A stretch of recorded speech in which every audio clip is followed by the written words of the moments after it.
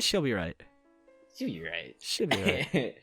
It's all about the content, not about the audio quality. That's what they say. Yeah, no, nobody says that. What's more, with feeling. Well, I'm Ethan, and I do the art. Nolan. I'm Nolan, and all I do is write. Yep. That's it. That's all I'm good at. We set out to, what do we set out to do, Nolan? Fill me in. Make a storyboard in a week. Right. Well, okay. Right. In 2 weeks. The storyboard is made in 1 week. We wrote this story. Made the storyboard. Okay. So we set out to listen to 3 songs at random and create a story from those 3 songs, inspired by those 3 songs. Those songs were selected on shuffle from Spotify, and those 3 songs were Bible by Ghost, 13 by Low Roar, and I Can't Wait by Siames. Well, it's like Siamese twins right there in sync. Ooh. So we gave ourselves a 2-week deadline. And we did that. We completed it. Yay! We're not entirely happy with the final result, but it's something, and we'll talk more about that later. Day 1, we shuffled music. That's pretty much just how we... Yeah, we shuffled music, and we told each other how we felt about each song. So for Bible, I figured that it had a really good base thematic, and it set a real nice overall kind of tone for the story. Set a really good setting that allows us to kind of work from. It was very inspirational, like leading towards a future and fate.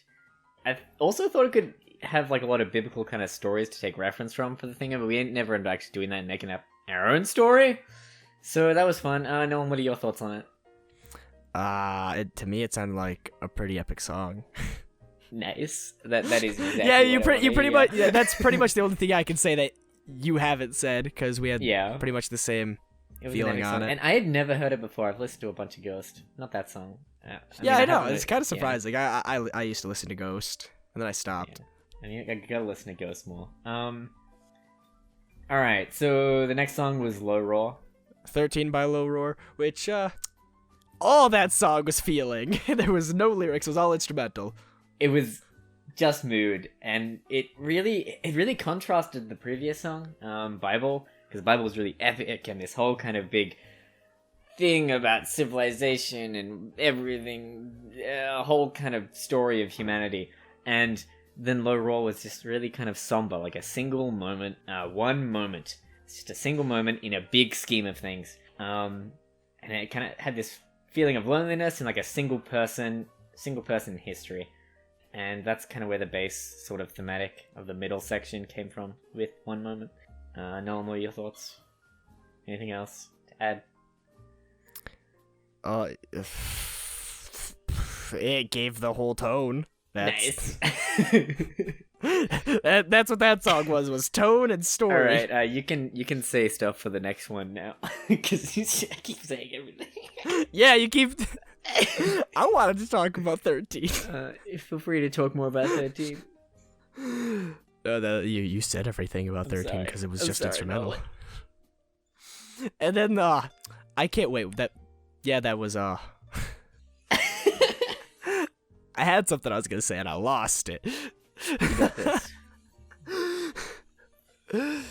That kind of just like gave the idea for an ending. It really built up the character. Yeah, I definitely agree with that. What I got from that song, because it just led to the character wanting to do his thing, which, to be fair, wasn't really shown in the end product, but you know, I mean, it was shown. It was just shown a bit too straightforward. I think it was very abrupt. And like how all the songs worked out, I feel like it was really good. Where like each of them kind of worked with each other, like basing off of the previous one, and it just everything kind of like fit in kind of chronological order. And like the whole story, it's pretty much laid out like that. Maybe a bit too much, where it's like the first song, the second song, the third song. But that kind of happened because the songs just really kind of flowed together really nicely and made a beginning, a middle, and an end. I mean, it might have just been us and how we saw it, but they really feel like they worked well together. So that was day one. From there, we kind of wrote a bunch of like story ideas based on that. I only really had the one about a character and it being just their development, showing pretty much only this one character and everything he goes through. And I actually had the exact same idea. We were on like the exact same page pretty much with it. I wanted a journey of self-realization. Yeah. And we kind of did that, but we could have done it so much better. Yeah, we could have. Yeah, like, but it's just the thing with a 3-minute video. Originally, our script, it had like a lot more in it that I had to cut out when I was doing the storyboard. It had way too much, and it just didn't communicate well with the storyboard. And it's, one, we couldn't really finish in 2 weeks, and two, it was really clunky. I think next time we do something like this, we'll have to really take time into the script. So, from day 1, day 2, we kind of divvied out roles. Obviously, I was going to be doing art and stuff like that, but I was also going to be focusing more on figuring out the character.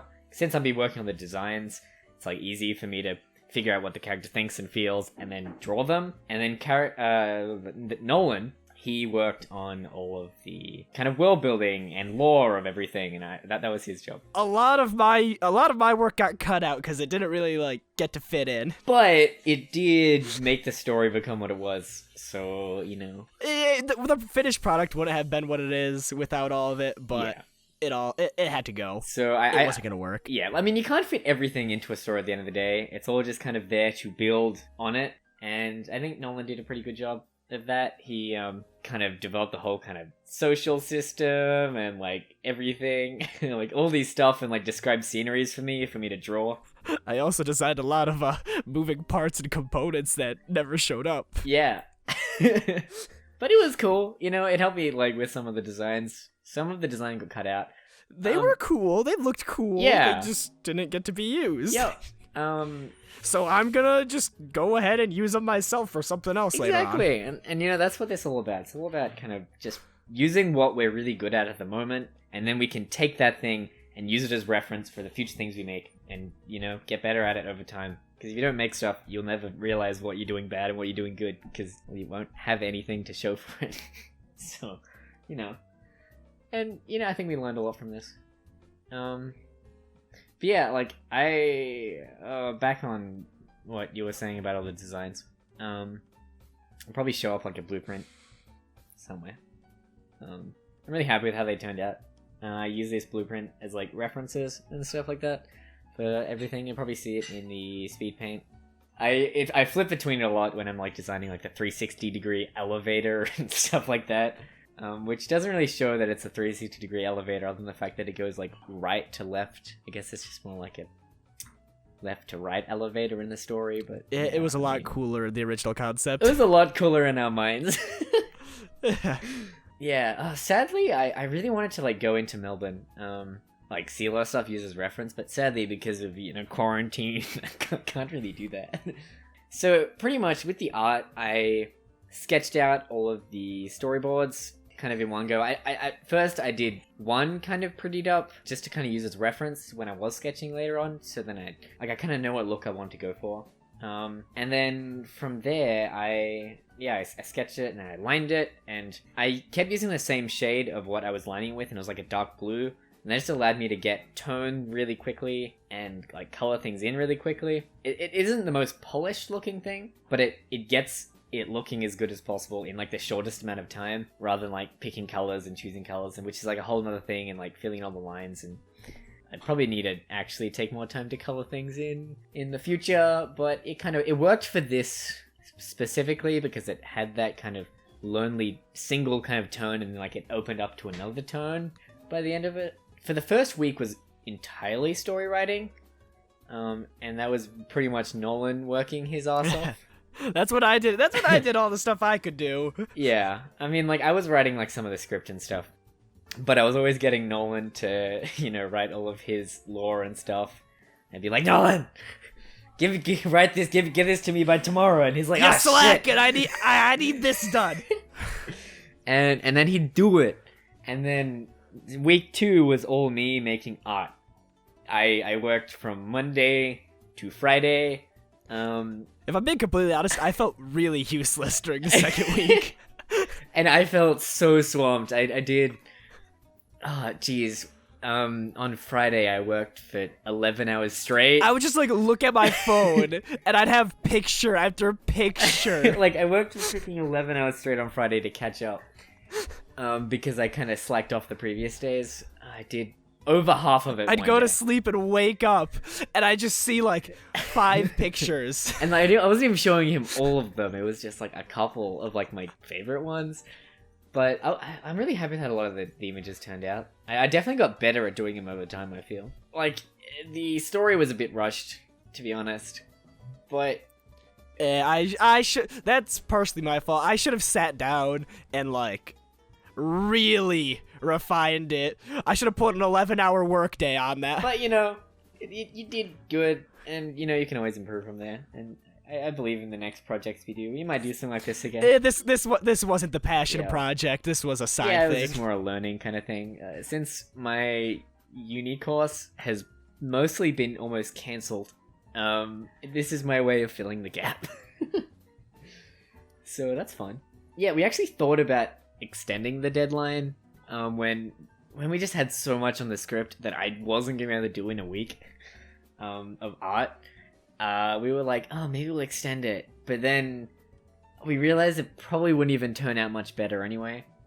Because the base just wasn't as solid. So we just decided, I decided to make the best out of what we can. I don't think Nolan entirely agreed with me at first. But, yeah.